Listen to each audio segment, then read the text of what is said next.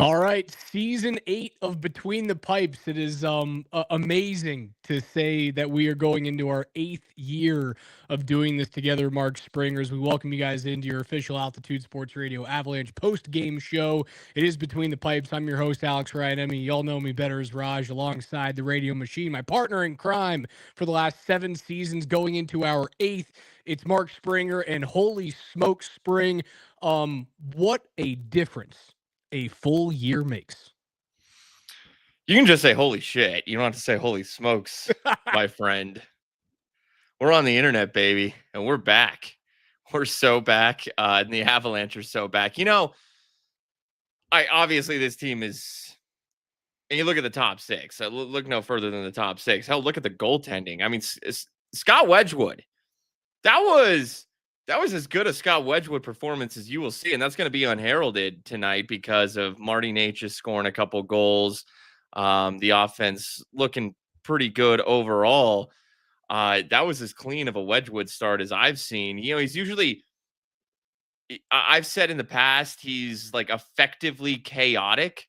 He looked as sound as he's ever looked. He looked fundamentally sound. It was by the book from Scott Wedgwood tonight. Little injury scare there in the third period, but he seems to be no worse for wear. That top six is dangerous. And see, that's the thing. Like, okay, so the top six, it's the same top six that they went into the playoffs with, the same top six that we were so excited about. It was a little bit the bottom six that I was more concerned with. But, they're on the ice for the Sam Malinsky goal, that fourth line. Gavin Brindley, flashing a couple moments, but Parker Kelly, Yoel Kiviranta in front of net. Kiviranta is so underrated, as is Parker Kelly for that matter. But I don't know, man. I guess I left last season with a taste in my mouth of they're so damn good, but they did lose in 7 to Dallas. Did they get better? I don't know. They're damn good. They're one of the elite teams in the league. And that top six it's dangerous, man. And if Marty Necas if he wants to make some money, if that's his goal this year, okay, take it to that outer space level so you can get that Kirill Kaprizov. Well, you're not going to get 17 mil, but you can get that. No, you're not. No one's going to get 17. You know what he can get is he can get that inflation rate. He can get that inflation rate. The Kyle Connor contract that is expected to be announced sometime over the next few days is going to be somewhere in that 12 and a half region that I think the Necas camp is hoping to get to, right? And as this show goes on, we're going to break down this game. We're going to break down the win, 1 of 82, right? 82-0 season is upon us now, Spring. We will break down this, but as we get further and further into the show, we're going to give you our full NHL season predictions, our BOLD Avs predictions, and one of mine will be, well, Marty Necas is a 100-point player this year. I think a lot of that is the Nathan MacKinnon effect, that when you get to play on that top power play unit, and both Cale Makar and Nathan MacKinnon are the two guys that are facilitating you getting the puck, you're going to have more chances. And when Necas has the space, especially on the power play, you can see what he does. He throws one off the Kemper's blocker side dot on the power play. They go from 0 for 4 to 1 for 5. It makes people kind of breathe a little bit with the extra man.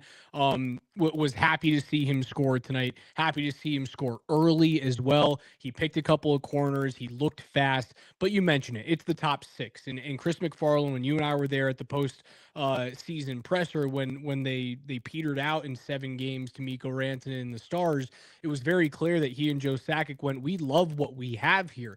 It just didn't go our way. It took this heroic effort from a player that was once ours, that we had to part ways with on a wraparound to go off Sam Girard's skate. Like, it had to go that way, that storybook way, nightmarish way for Avs fans, for us to not get through that first round. But they really liked what they saw. It's funny, the second line was the most impressive line of that series. You didn't really need him tonight because your top line was so damn impressive. 7 points through your top 6 forwards. If you add Cale Makar into that mix to make it a 7-player group, it's 9 points on the evening. Yeah, the top 2 lines, like, you look at them respectfully, and man, that second line was so good in the playoffs, and it's big. It's so big, and it's so talented. And obviously Nathan MacKinnon's on the top line, but It's almost like, okay, if Gabe Landeskog is back and he's at his best, and he had a couple moments tonight. He was a little ho hum. It was that top line. It was the reverse of the playoffs. But I'm thinking like, okay, look, Natchez is a damn good player, and you know that I was pleased with the return in the Mikko Rantanen trade. But if Landeskog's healthy, and you know how much of a Val Nichushkin fan I am, the beast, the choo-choo train that he is on the ice. Like I view those as their three best skaters: McKinnon, Landeskog, Nichushkin. If everything is right, if everything is going well, Marty Necas and Arturi Lehkonen on that top line, like I could put Gabe and Val up there. If I wanted to beast mode, if I wanted to Voltron this thing, if I wanted to go with my A+ players, but you are playing with Nathan McKinnon, and that's going to boost Marty Necas. I wonder if we still do see some meshing. I mean, Necas is a streaky player. You know, is he going to score 2 goals every night? No, he's not. And he'll have his down stretches. But it's just a matter of time until we see that second line getting going. We're going to see mixing and matching. We talked to Gabe at the Avs charity tournament, and I asked him, I said, you know, what about your line mates that you played with in the playoffs? And he talked about Brock Nelson, but he said, hey, we'll see what Jared Bednar, we'll see what coach decides to do with the lines. I think Gabe is anticipating that there will be some movement as this season goes along, but it was very encouraging to see that, you know, because Arturi Lehkonen, is he like a true top line play? Do you view him as that, as a true like top line, like bona fide player on the level of a Landeskog or even a Nichushkin? I view those two players ahead of a Lehkonen and ahead of a Necas. But there's a lot of mixing and matching that they can do. Yeah, I don't know. Do I view him as, left wing one? No, he just fits well because he does everything well. Like he's an amazing 200-foot player. You see what he can do with the net front. He's willing to go to dirty areas as a smaller statured guy.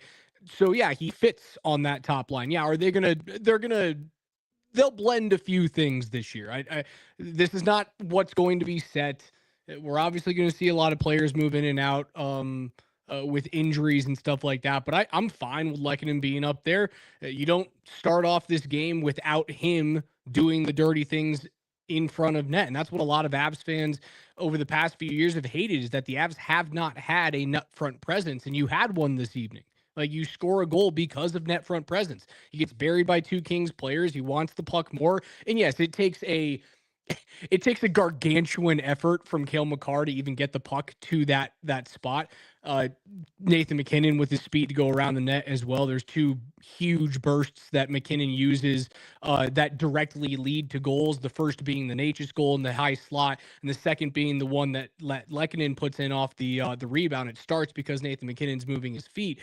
But you have to have a guy who's willing to go to the dirty areas. And therefore, if Lehkonen's that player, be my guest, you get to be left wing one.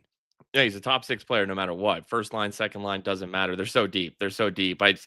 It just speaks to the talent, the depth of talent, and there are tiers. Like, I can't wait. Gabe Landeskog is going to get going. Like, he's going to show his true form. And when I'm just saying, like, that's a different level. There's just tiers to that. And you mentioned Makar. I mean, these are the tiers we're talking about. Like, that play from Cale Makar is elite. It is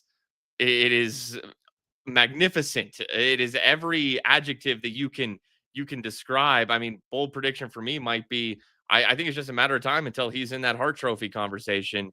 It was weird to see his performance in the Star Series, but he looked very, very solid tonight. And you talked about net front presence. Okay, so let's talk about the power play. I guess if there was one negative tonight, although that Nature's second goal wasn't that right at the start of a power play? The Nature's second goal was your one power play tally. Yes. Yeah, right off of the draw. Yeah. Snap it over to the far side. You're able to switch spots. No one's able to get across the center ice line for LA, and he gets to walk in on Kemper. They're going with Brock Nelson as their net front kind of middle guy on the power play. Man, I think eventually Gabe is so good in that area, and I think that they're just easing him back in still. Like, even I have to remind myself right, that just because he played in the playoffs and, he played 5 straight games and it looked good. It was such a small sample size, and this is 82 games now. I think that right now what's missing on the power play is net front presence. No one on this team fits that bill more, and there's no one really better in the league than one Gabriel Landeskog in that role. So I guess the question is here, where is Landeskog going to get more opportunities to do damage net front? Is it going to be on the first power play unit when you're having one-time slap shot regatta with McKinnon and Necas and Cale Makar walking the blue line and throwing pucks neck high because, well, he can hit a 4-inch spot with a puck when he wants to from 70 feet out? Or is it going to be on the second power play if you have a Taves or a Brent Burns, who is famously good at getting shots through screens, through blocking defenders, where he's actually able to get sticks on pucks and then bury home rebounds that are not necessarily labeled for the back of the net, right? Like, when Burns is shooting at this point in his career, he's shooting for tips. He's shooting for rebounds. When Cale is shooting, yes, can he shoot for a stick? Of course he can. But when Cale is walking down Broadway, he's trying to label that thing off of a post and in. It's much harder to get a stick on those shots, especially when it's above your chest, right? It's easier to tip pucks at hip height, at shin height, certainly off the ice. I wonder if they're looking at this going, well, can we maximize Gabe's ability to tip pucks, bury rebounds at the net front by pairing him up with other players that are just looking to get pucks into his vicinity?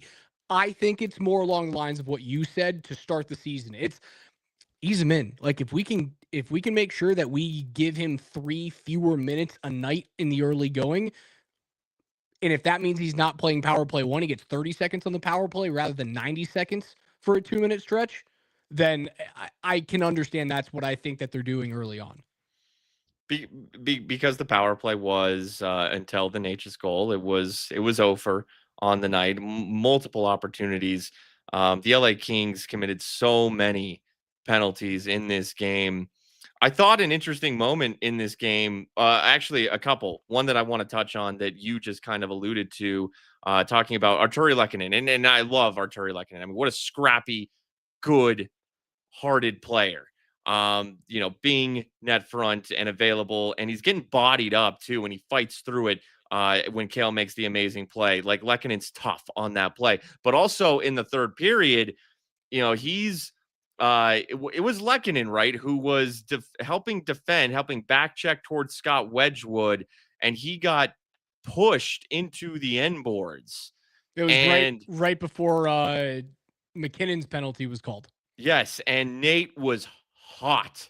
Like, I want to talk about this. Nate was hot. So yes, Gabe Landeskog is back and he's the captain, but the onus, the added leadership of Nathan MacKinnon over the years, where he just stands up for his dudes and he doesn't take any shit, and he will call anybody out. He's going to protect his teammates. He's going to yell at refs. He's going to point out when his dudes got wrong. Nate was hot and he was fired up because, that was a little cheeky cross check on Lehkonen. I mean, that is at full speed. That's how you separate a shoulder. That is how you break I was scared in that moment. Yep. I was like, uh-oh, here's our first injury of the year. Yep.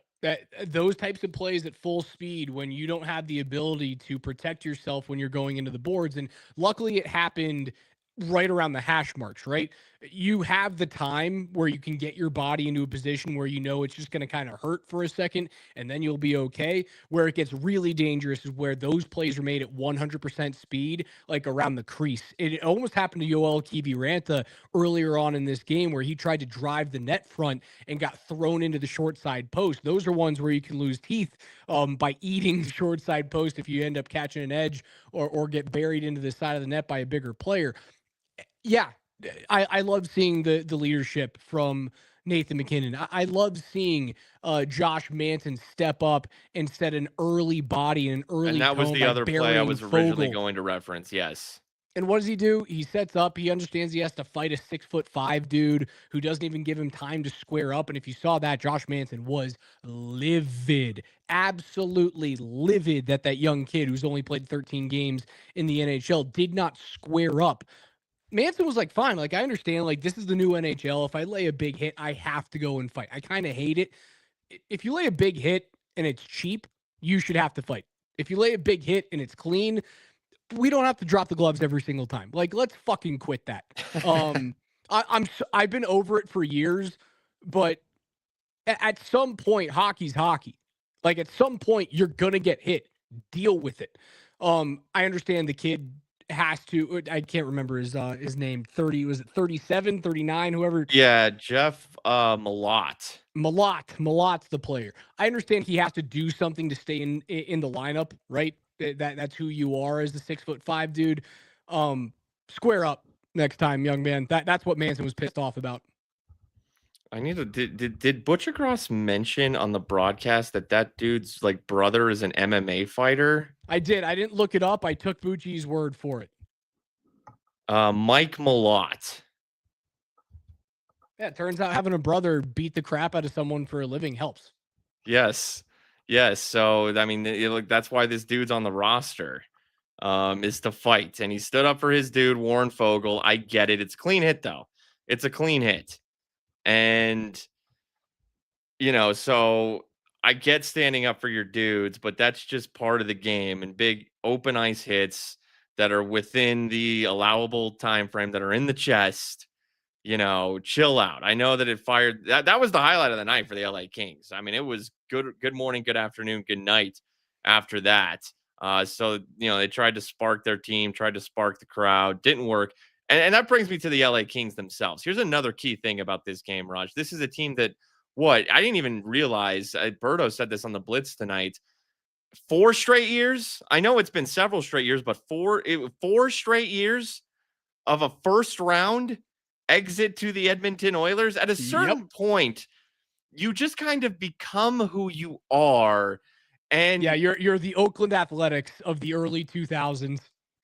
So let's keep in mind, like, this LA Kings team, they are a good team. I deep lines 1 through 4. They don't have a ton of holes, but they also are missing some star power.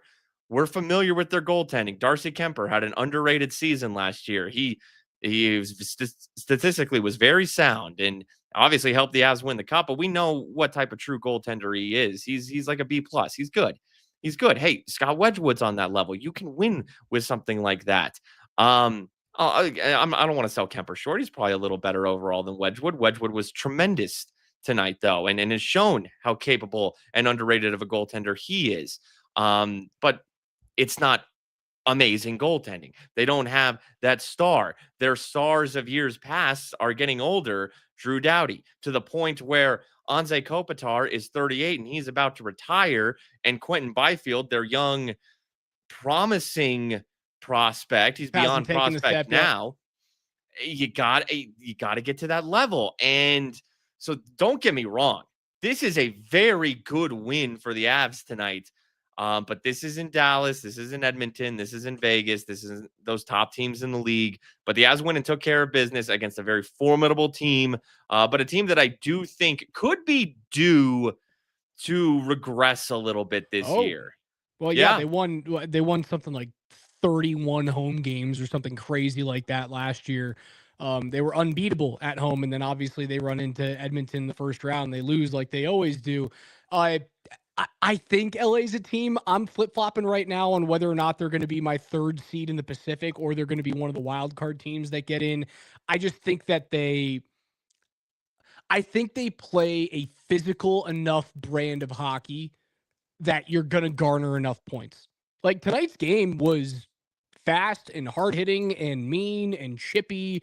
It didn't feel like easing into the NHL season. I think a lot of that was because of who LA is. And also, like, if this is Kopitar's last season, man, they're not going out and having Kopitar miss the playoffs. Like, I think they've got enough to get there. I don't think they have enough to get outside the first round unless they get a crazy good matchup or luck injury wise on the opposite side of the equation.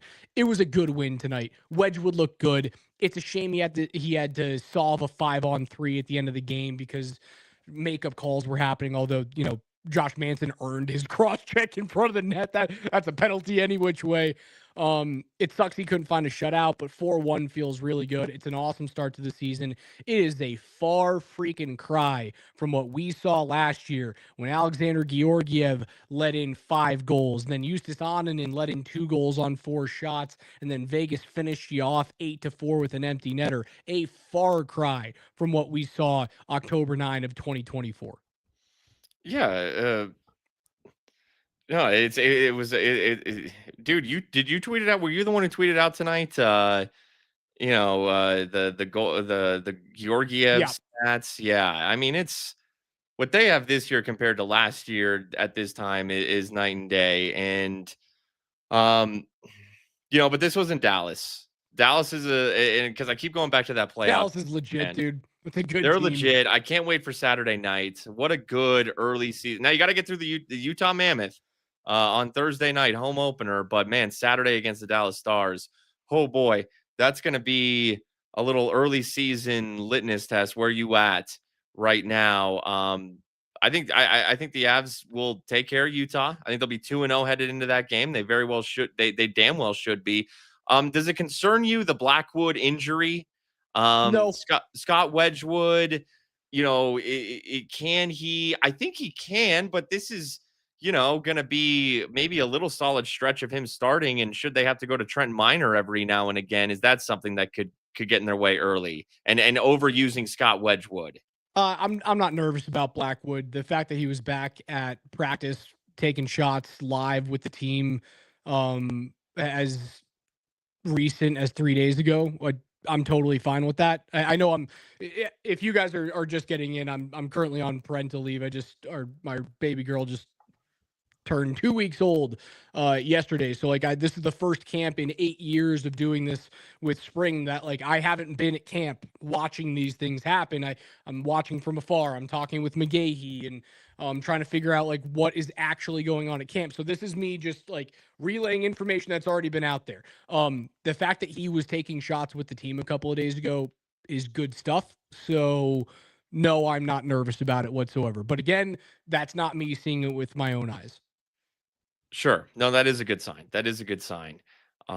Probably not too far off. And I forget too, in terms of my concerns with the bottom 6, and we got to wait a couple months here, but when Logan O'Connor gets back, that's going to really solidify this thing.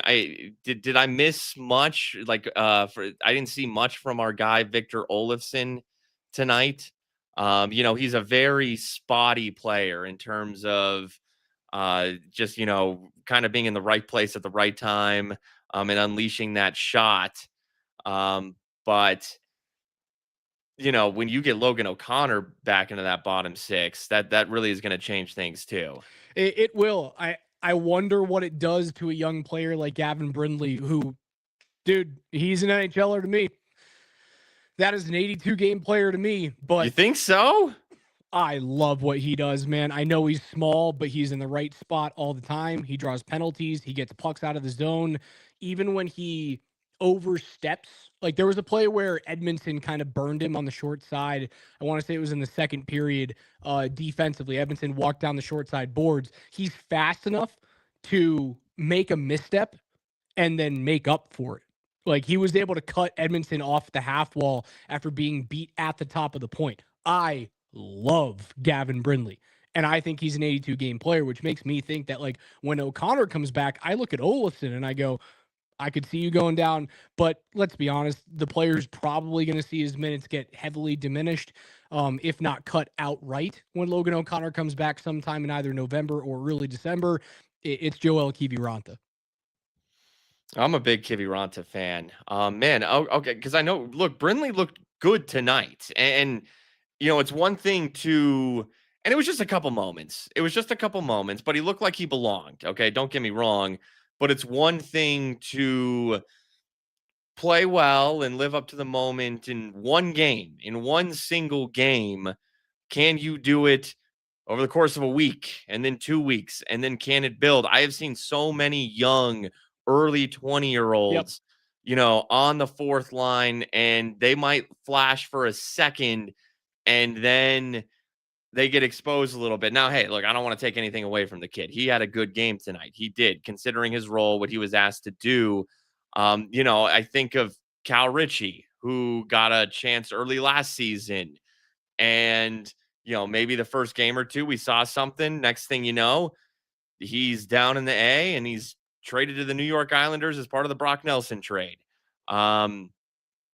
So, hey, look, if maybe this kid is more of a bottom six profile overall, whereas Cal Ritchie was more of that skill. If he comes into his own, he's more of a top six type player because it's a different role. You gotta be more defensive minded.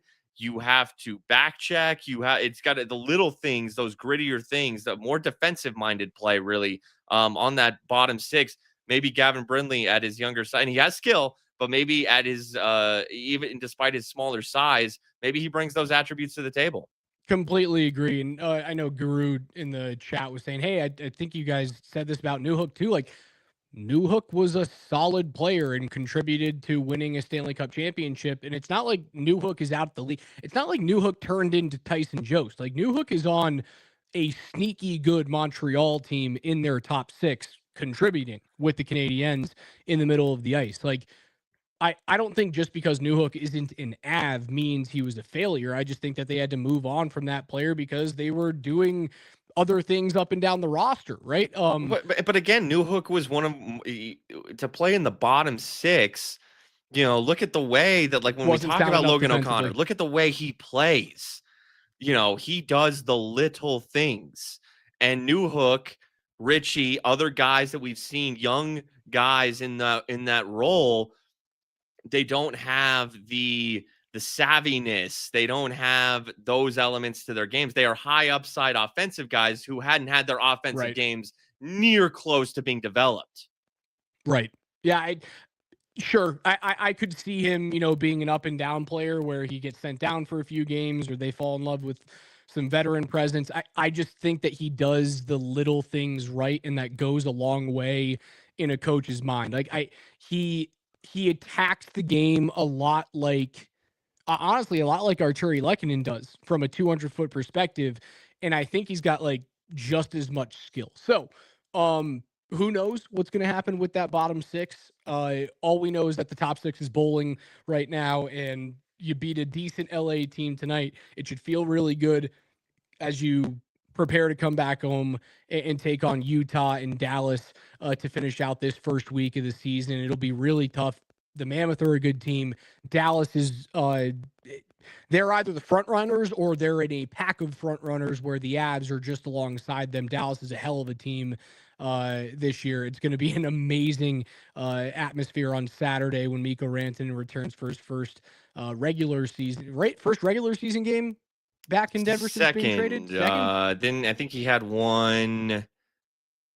Did he have one with the Stars at the end of the season? Yeah, like March, I think. I remember it was like some sort of comeback one way or the other. Regardless, it will feel I think Dallas came back and forced overtime. Yeah.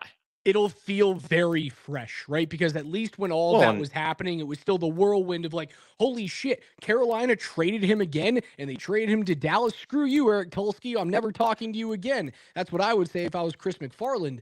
So all of that chaos will be gone now. And now it's kind of going to be focused on your new normal, your new, oh my God, Mikko Rantanen is going to be in that terrible victory green for the next 8 years, and we have to watch him day in and day out, right? It's going to be that terrible feeling that I think the chaos of last year, you didn't really get to sit in those feelings last year. It was almost like breaking up with someone and you go out the next weekend and you're just in a small town and you're forced to go to the same 2 or 3 bars and you're going to run into them and you just have to deal with it and it sucks for a little bit. That's what last year was. Well, but it will be, and you're right. Like it's gonna like 8 years or something like that, something in that neighborhood. Like you never know how time can unfold and what can happen, but it certainly seems it's going to be a long time, and it will just start to become a little more business as usual, ho hum, as time goes along. But it will be the first one since he single-handedly, essentially, He did eliminated this team. And he played the best hockey, I swear, of his career. And then, maybe that is really, because when it's that elimination, it's not that it doesn't sit well with me, because I get it. Someone's got to go home. Okay, I get it. And those were both great teams, but it was just like, man, the Avs stacked up. I love that roster. I love that team that they put together, top to bottom. Every single facet of that team, I thought they were set, not a single flaw, and they lost in 7. And so I'm just like, man, what do they have to do? Maybe it really was just that dude just balled the hell out and did something out of even his skates. And it was just one of those things. It was just one of those things, but it will be. I don't think it is set in quite yet. We're not 3 years in. He just eliminated you. He's still going to hear the boos on Saturday. Oh, there will be boos. There will be boos on Saturday. Trust me there. Again, top 6 looks awesome. And I completely agree with Mikey Anton here, who, like, Mike, if you just want to come and hang out with me, walk down 15 feet and knock on the door. Don't ring the doorbell. The baby's sleeping. Mikey says 1 versus 8 fixes the problem of having to see Dallas. It fixes the problem for LA of having to see Edmonton in the first round for the last 4 years as well, man. It's Gary Bettman's the only person in the entire world that really wants this go through your division format. And you force really good teams to play each other in the first round, which is fucking nonsense. All right, Spring, enough about tonight's game. It's 1 of 82. Sure, they'll go 82-0 this year. And when they don't, we will talk about how the sky is falling. But as this is a post-game show, and we don't do post-game shows before there are games, we have to do an NHL season preview during our first post-game show. So there's a little bit of cheating here, right? I don't know how much you can learn from 3 games this year between Florida and Chicago and Pittsburgh and New York and Colorado and the Los Angeles Kings, but we're going to have a little bit of an asterisk next to our season preview because, well, the season's already started. Let's go through the Western Conference to start everything right now. Central Division, 3 teams to make the playoffs out of the Central, and then we'll go 3 teams out of the Pacific and your 2 wild card Central Division. Yeah, I mean, the Avs will come out of the Central.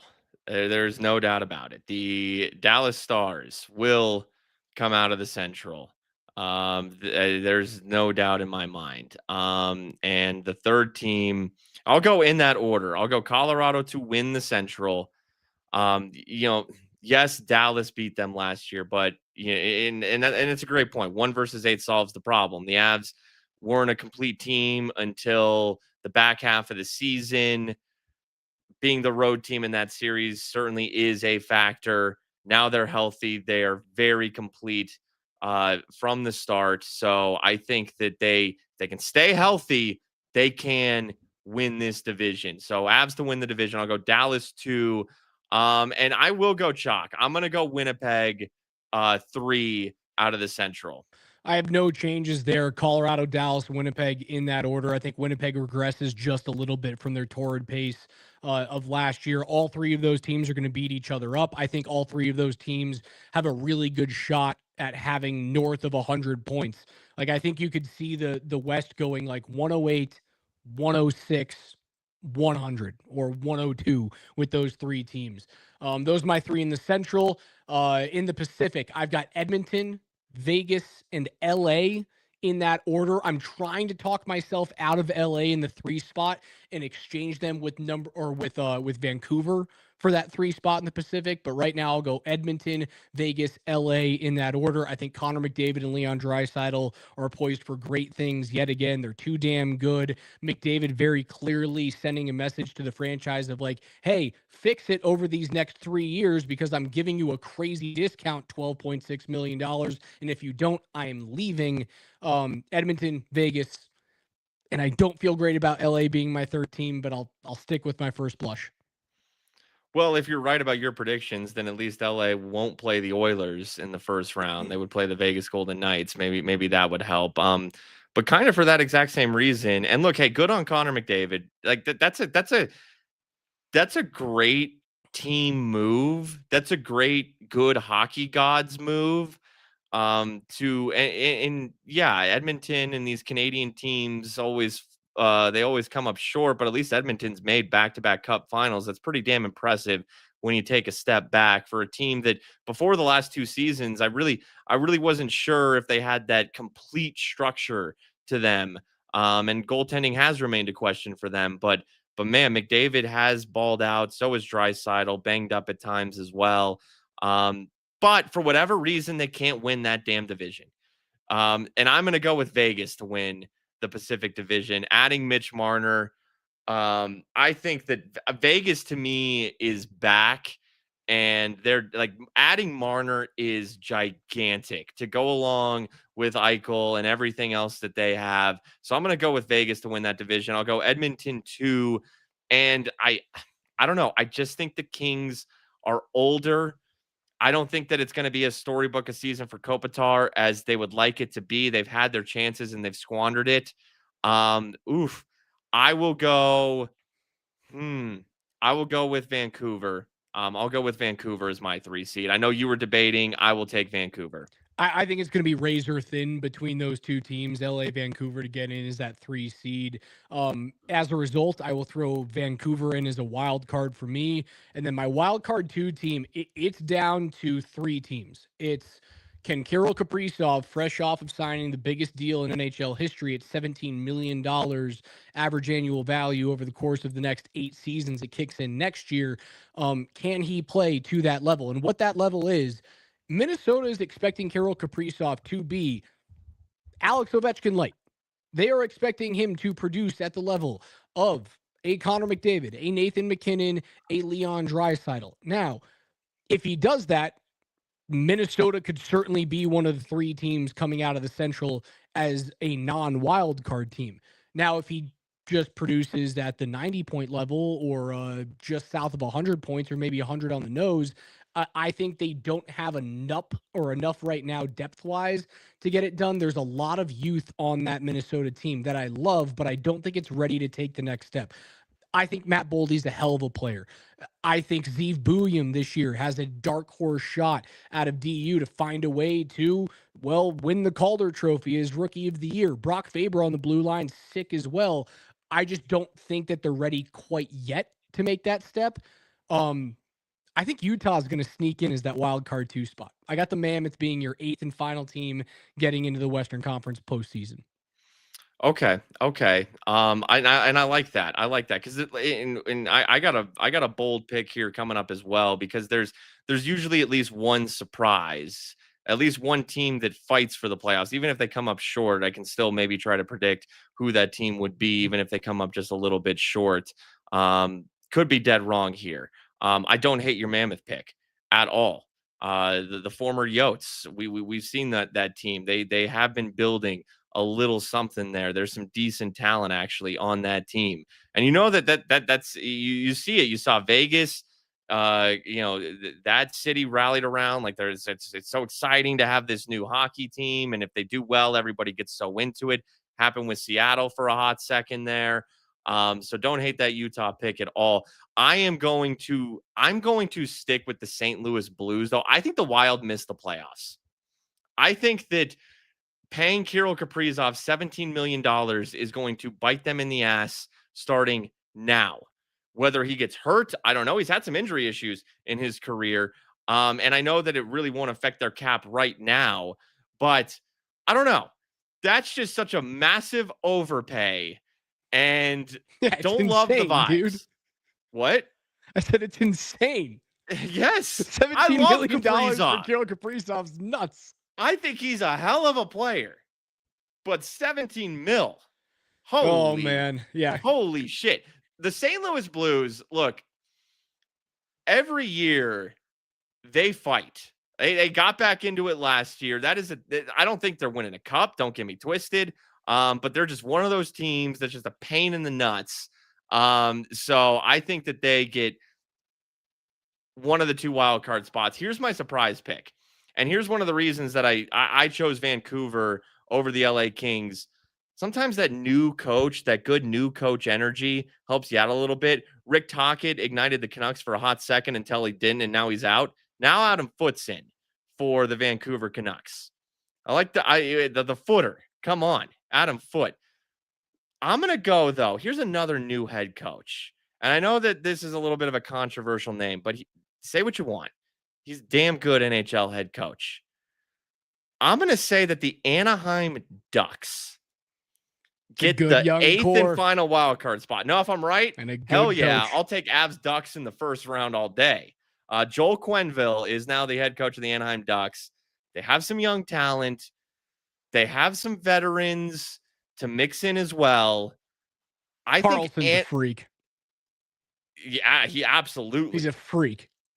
And Leo Carlsson is tremendous. And the Pacific Division is, I think, weaker than the Central. So I think that can help Anaheim get some points that maybe they otherwise wouldn't. I'm going to go with Anaheim as my 8th seed. Yeah, I could see Anaheim if LA goes the way that you think LA goes, I could see Anaheim making it for sure. For sure.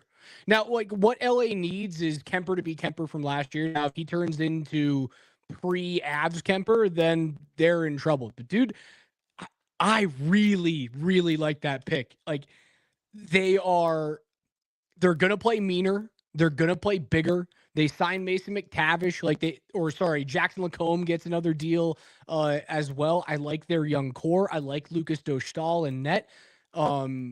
They get rid of Trevor Zegras, who's for me, a fake hockey player. I like them, and Quenneville's a hell of a coach. I know he's controversial, but he's a hell of a coach, man. I like that pick, Spring. I'm a huge fan of that. All right, to the Eastern Conference, the Metropolitan. I think the Metro is one of the easier ones to pick right now. I've got Carolina running away with it. I think Carolina's got a really good chance to win the President's Trophy this year. The Metro is gettable once again for them. They have just as good of a team as last year. Logan Stankoven now there for 82 games. I've got Carolina winning that division. I've got New Jersey finishing a close second because if they stay healthy, they have every piece in the puzzle to get through a wide open Eastern Conference this year. And I think Mike Sullivan is the difference to make sure that the Rangers get back on track and don't fall flat on their faces like they did last year. The Rangers are my third team getting in out of the Metro. I agree with you. I got Carolina winning that division as well. Now, Washington won it last year, and Washington is a very interesting team, and you didn't have them in your top 3. And I'm going to be honest, I don't know if I can put them in my top 3 either. I don't have Washington making the playoffs, Spring. Yeah, that was kind of one of those, it felt like a last hurrah type season, just overall. I think Ovechkin in himself will have another good year. Maybe not the level we saw last year. That was kind of crazy what he did at his age last year. But to do that again with an aging Ovechkin is just going to be so difficult. Look, Carolina makes out pretty well, all said and done. Even though Mikko kind of spurned them a little bit, getting Logan Stankoven is a good young player. They have a really solid team. Brenda Moore is a hell of a coach. They're just, to me, the most solid team in that division. So I'll go with them 1.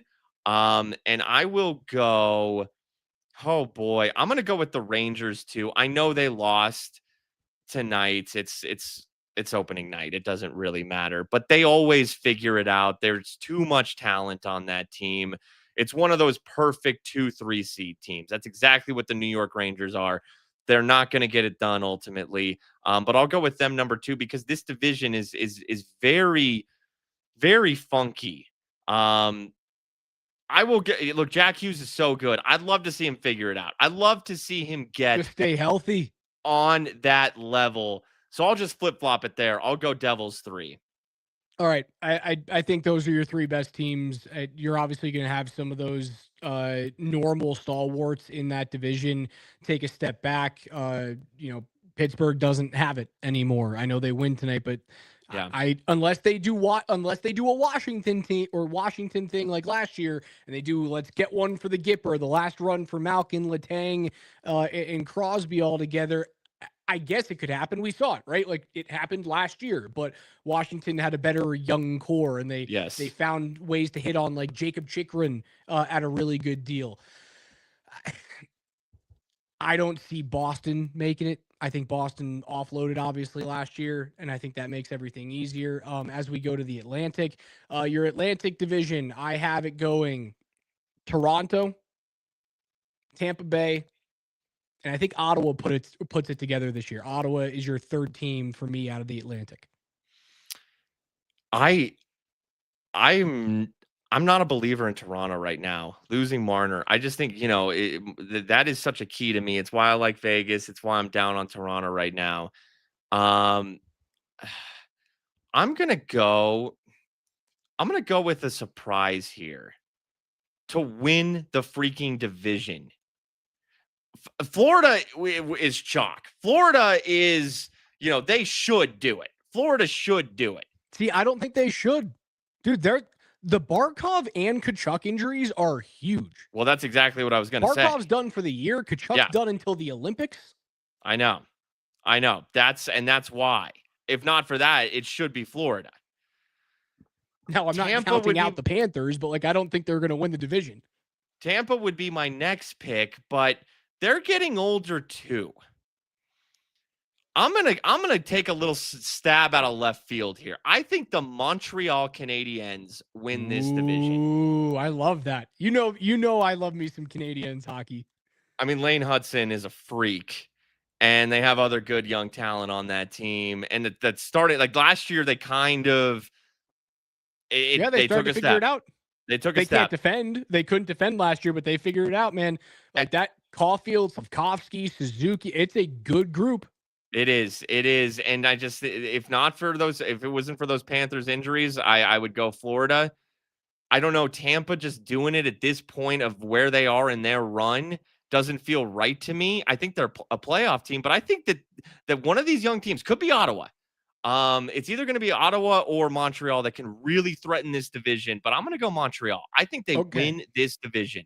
I like that. I think that's sneaky pick. I like it. I'm there for you. Bold. It is bold. All right, so I had Toronto, Tampa Bay, Ottawa in that order. You have Ottawa starting off 1. And your 2 and 3 teams are Tampa and Florida? Yeah, Montreal 1, and then I will go Tampa, Florida. Okay. I'm going to go Tampa, Florida, and that's a really good first-round series. It's 2 Florida teams, obviously. I'll go Tampa, Oh, they Florida. hate each other. They were fight. There was a brawl happening in preseason between those two teams. My 2 wild card teams this year, I think Florida's your 1 wild card, and I think they're the team that, if you're the 2 seed coming out of, let's say Toronto, right, is the 2 seed coming out of the Atlantic, and you have to turn around and you go, my date is with the 2-time defending Cup champions. Are you fucking kidding me? I think they're going to be that team. They will be healthy then. They're obviously not going to have Barkov, but they are damn good. They're long. They're mean. They are hungry. They're not going anywhere. I just don't think they're going to have enough firepower during the year because of all these injuries to garner enough points. Florida's my first team making the wild card in the East, and then I've got Montreal as my wild card 2 team, and they are dangerous. I think Montreal is going to scare the living crap out of Carolina in week 1 or in round 1. I'm going to go with Toronto missing the playoffs. That'll be one of my. Man, damn. Yeah. That place would burn. Let it burn. I'll probably be wrong. Okay. I'm going to go with Ottawa as the 7th seed, as the first wild card team. Brady Tkachuk, other good young talent on that team. And, a team that I really like, and it's going to come out of the Metro for my 8th seed. I'm going to go with the Columbus Blue Jackets. That team fought their asses off last year. Also with some good young talent. They bring in Charlie Coyle and Miles Wood, and I really like Charlie Coyle. I think is he anyone's savior? Is he going to be the best player on anyone's team? No, but that's a good veteran middle 6 addition for a team that fought so hard following the tragic and untimely death of Johnny Gaudreau. I was so impressed with what I saw from Columbus last season. I think that what we saw tonight from Gavin Brindley worked out for the Avs so far. I think it worked. I think that this is what Columbus needed. I got them as my final wild card team and the 8th seed in the Eastern Conference. Dang. All right. So that means you got Toronto missing the playoffs. Mm-hmm. That means you have Philly, Toronto's the big one. Boston, The Capitals we both have. Washington, Pittsburgh. Yeah, that's okay. For me, Toronto, yeah, Toronto and Washington would be the two big ones that I have missing the playoffs. Yeah, Toronto would be crazy. The reason why I don't have them missing the playoffs is because as we get into our awards right now, I have Austin Matthews regaining the Rocket Richard this year. I think if Matthews plays 80, 82 games, he's going to score 58 or 60 goals. So I've got Matthews winning the Rocket, and if he does win the Rocket, I think they make the playoffs. If Matthews gets hurt and he doesn't compete for that trophy, they're in a big window of do you actually blow this thing up completely? Not just like Marner is out of here, but we decide to trade, Matthews for a grand cache of picks and players. I think Matthews gets it done. I think he's your Rocket Richard winner. Therefore, I think Toronto makes the playoffs.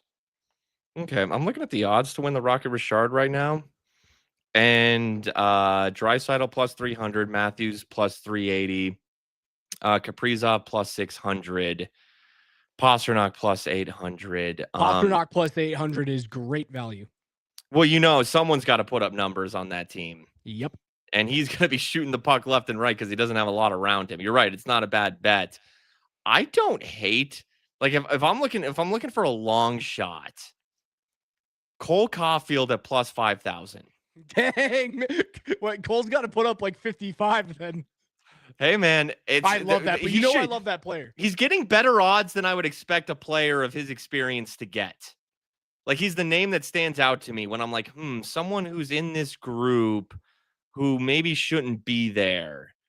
Tells me that maybe there's some sharps out there that like them some Cole Caulfield. Okay. I like it. I don't hate that at all. And hey, if my Canadians are going to win that division, they might need that. They're going to need that. I've got McDavid winning both the Hart and the Art Ross this year. I just think he's due for a monster season. There's been a couple of years where he's been one of, if not the best player in the world, but it hasn't been that like, oh, I'm Connor McDavid. I am the best point producer in the world, and you should all know it. It's been a couple of seasons since he's done that. I think he wins the Art Ross. I think he puts up like 140 points this year. And I think if he wins the Art Ross, he will win the Hart because he's kind of overdue for that trophy, if I'm being honest. Sure. I feel that. It's so chalky. I was like, oh, who's going to win the Rocket Richard? Matthews. Who's going to win the Hart trophy? McDavid. Like, fucking. Well, this is where I do think it's chalky. I think the Hart is chalky, but in this sense, because here's your two favorites, and as they should be, McDavid plus 200, McKinnon plus 500. I think what we're going to see this season, I think we're going to see an epic two-man race.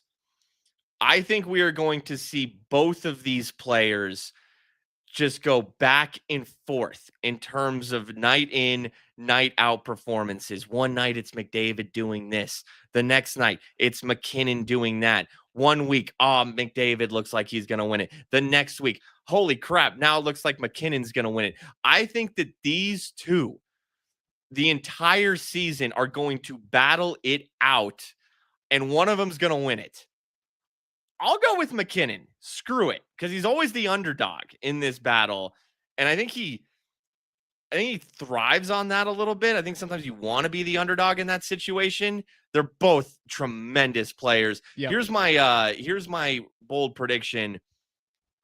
There will be a second Avalanche player wearing a suit as a finalist for the Hart Trophy at the NHL Awards. It'll be two Avs versus one Oiler. It might be that one Oiler who wins it, but Cale Makar will be sitting alongside those two. I love that. I think that's a great prediction. My bold prediction was, I know he was close last year.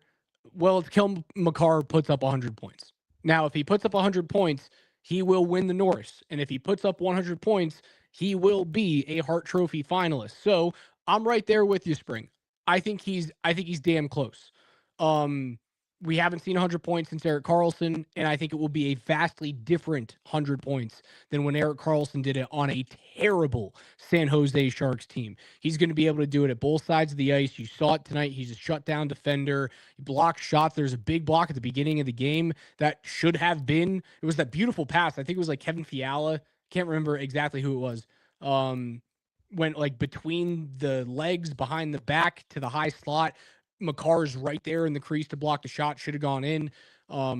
He's the best all-around defenseman in the world. Is he the best defender in the world? No, but he is the best all-around defenseman in the world when it comes to creating offense, shutting top players down, playing both PK and power play. There is no one better, no one more complete in this game of hockey than Cale Makar. And if he puts up 100, that dude will be sitting there in Vegas, hopefully winning a Hart Trophy. I think it's great. I think it's bold, and that's the reason why I have him over 100.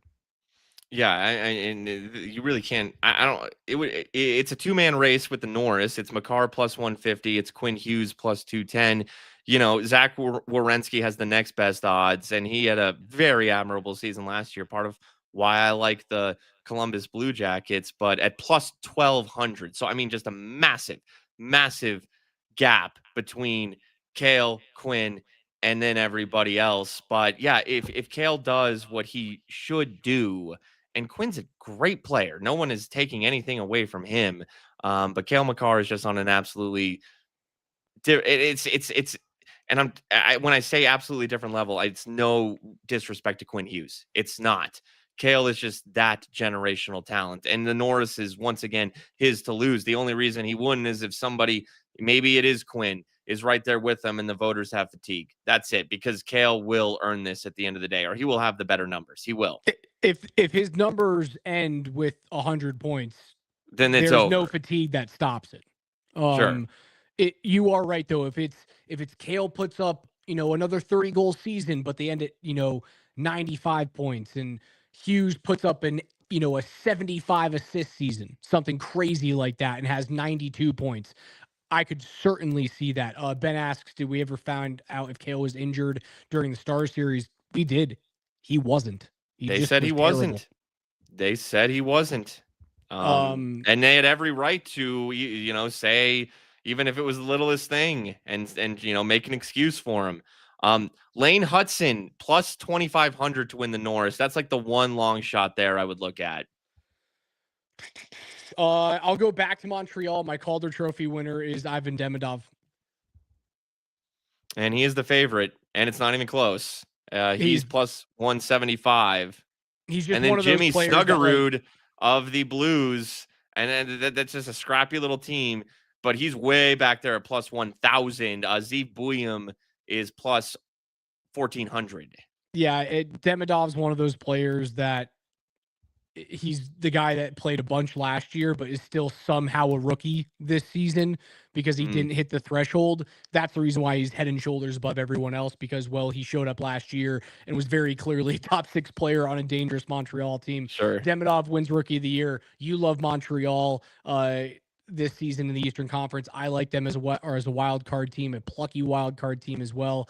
Give me Demidov for the Calder. I think Shesterkin regains the Vezina this year.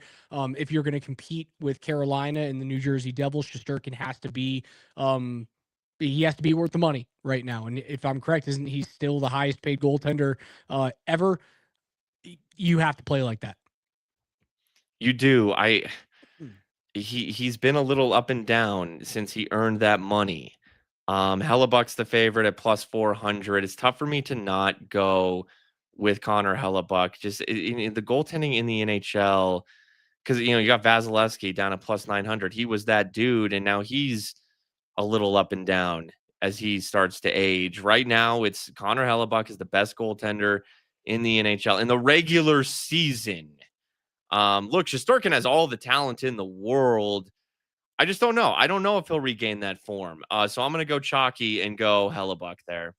I want to give you guys an opportunity to laugh at me, because we do laugh at me a whole bunch on this show throughout the course of 82 plus games. As we're into our, again, staggering 8th season as a pairing here, Mark Springer on Between the Pipes. You want to hear some of my dumb, bold predictions from last year? Yeah, let's hear where you were wrong because it's so hard to get these right. Casey Middlestat, 75 points. Dude, how awesome is it that I've kind of forgotten about Casey Middlestat? you want to hear how else I was wrong? Let me hear it. Alexander Georgiev, 920 save percentage. Oh my, Forgiev. The dude just got put on waivers by Buffalo today. You know, it's sad because, Ouch. you know, Georgiev had that good first season with the Avs and was in the prime of his career and talked about the good prospect he was with the Rangers. And then maybe it was just between the ears. Something happened. I don't know. Yeah, I screwed that one up. My other two that I was off. I had McKinnon at 450 shots, which he didn't touch. He had 320. And I had him at 145 points. I thought he was going to take his 140 point season 2 years ago and build upon those things. Did he have a great season? Yes. Did he put up 145 points? No, he did not. I had McCarr playing 81 games and finishing with 110 points. So I was a little bit closer on those. Go back a couple. There was something I wanted to say about one of them. Middlestat 75 points, McKinnon 450 shots and 145 the McKinnon 450 shots. Okay. So well, they have to be bold. They have to be like outrageous. Yeah, that's the whole point. No one likes like, here's a bold prediction. You know, Nathan McKinnon and the Avs are going to be a playoff team. Like you have to do stupid shit every once and again. These are bold predictions. You know, I noticed McKinnon's name in the Rocket Richard odds, but you can't take him because even though he's a great goal scorer, he's just not going to lead the league in goal scoring. And so it's funny tonight, and I missed this on the broadcast, but I saw Nate Kreckman tweet about it. Bucci, yeah. Yeah, apparently John Buchagras said Nathan McKinnon not known for his playmaking. That's exactly what he does. He had 84 assists last year, Booch. See, it's funny. People, they see his head of steam. Because in fairness to John Buchagras, he's not watching Nathan McKinnon every single night, okay? So when you watch him in you know, every now and again on national TV and he'll pot a few goals and he scores them with such, you know, ferocity, you're like, this dude's just a great goal scorer. But really, it's his playmaking. The thing you said he's not known for is actually what he's best at. You mean the guy? It's why everyone's is a Nathan McKinnon merchant because he sets you up. Marty Necas had 2 goals tonight. He's had 173 assists in the last 2 regular seasons. He's a point guard. That's what he is. He's an elite, badass, intense point guard. I mean, there is a better chance that the only 50 goal season in Nathan McKinnon's career is his MVP year 2 seasons ago. Yeah. I think there's a better chance that you only see 50 out of him once in his career than there is him winning the Rocket Richard this year. And it doesn't matter. It's like, he doesn't need to be a 50 goal scorer to be the best player in the world. He doesn't. Like, how many times did Crosby score 50? I'd be shocked if Sid had more than 3 total in his career. These guys are playmakers. That's what they are. And in fairness, like, because Greg in the chat says BSPN is so lazy. Look, I like John Buchagras. I think he's Sid very scored good. 50 once. He had 51 goals when he won the Rocket in 2009. I think Bucci is a great hockey dude. He knows his shit. It's just, let's be completely real about it. It's hard to watch everything every night. And again, when you're just seeing glimpses and you're not, you know, in the local market watching Nathan McKinnon night in, night out, I understand how you could think something like that. So I'm not trying to trash it, dude. I think he's very good. All right, Spring. I think that's it for our regular season NHL prediction show and our first post-game show of an Avs 4-1 win against the LA Kings. It felt like a good win, felt like a good top 6. I like the predictions. I like your bold assertions of Cale Makar being one of 2 Avalanche players to wear a suit to Vegas and hopefully hear his name Red for the Hart Trophy. We'll do playoffs when it gets to that time, but I do think that Nathan McKinnon, if he doesn't win a Hart this year, I think there's another type of MVP trophy that could be in his future. This team's good enough to win it, man. There's a lot of teams that are good enough to win a cup this year. I don't think there is a top level team right now. If Florida was healthy, I'd say it's the Panthers. But Alexander Barkov is not playing this year, and he's not playing in the postseason. So it's kind of up for any one of these elite teams. Florida, Colorado, Carolina, Dallas, Vegas, Edmonton. All of those teams, I think, have a really good shot, if not an equal shot, of getting this thing done.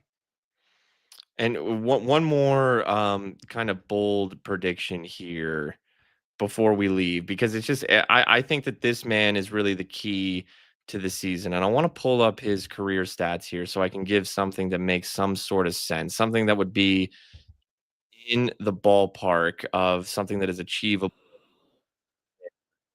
Gabriel Landeskog. I just think he's going to have a damn good season. I think he's going to return to form. So his career high in goals was 34 back in the 18-19 season. The last full season he played when they won the cup, he scored 30 goals. Okay, 30 goals. 30 goals for Gabe Landeskog. He gets back to the 30-goal mark this year. I don't know if that's overly bold, but he's only done it twice in his career, and coming off of, missing 3 years, I think that him getting back to 30 goals is somewhat bold. I think he does it. I think he's the key to this team, and I think he shows people. I think he shows people. I'll throw another one out there. So my bold ones have been Makar 100 points, Necas 100 points, which doesn't feel as bold. That kind of feels like a little bit of a bitch move. No, it's fair. That's a fair one. How's this? Necas 100 points, and he leads the team in goals. Now we're talking. There's the boldness for Marty Necas. All right, he's about to get $13 million a year and surpass the Mikko Rantanen contract. And my third and final one is, dang, Gabe's good, man. 30 goals is bold, because I think like a really solid return to Gabe Landeskog is like a 20-goal season. Sure. And you add in another, 40 assists for a 60-point year where he plays 70 games. Like, I think that would be, I would take that. Oh yeah.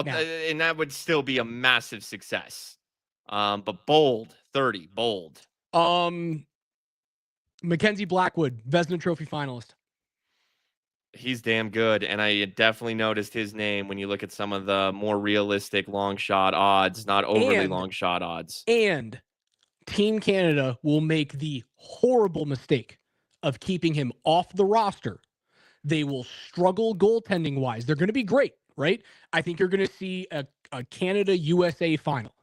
And I think the reason why the U.S. wins their first gold since 1980 is because they leave Mackenzie Blackwood off the Canadian roster. The Americans win because they get great goaltending from Ottinger or Hellebuck or Thatcher Is Thatcher Demko American? I think he is too. All the good American goalies. They're going to get amazing goaltending from one of those three guys. The Americans win gold, and Canada will try not to burn itself down because they left a guy who's going to be a Vezina Trophy finalist and Mackenzie Blackwood back home. Hey, we'll take that, because it just means more rest and less labor for the Avalanche starting goaltender. That's going to do it for us. Episode 1 of Season 8 of Between the Pipes. That's Mark Springer, Alex Ryan-Emmy. It's Altitude Sports Radio 92.5. We'll talk to you guys on Thursday after the Avs take on not the Utah Hockey Club. It's the Utah Mammoth. See you guys then.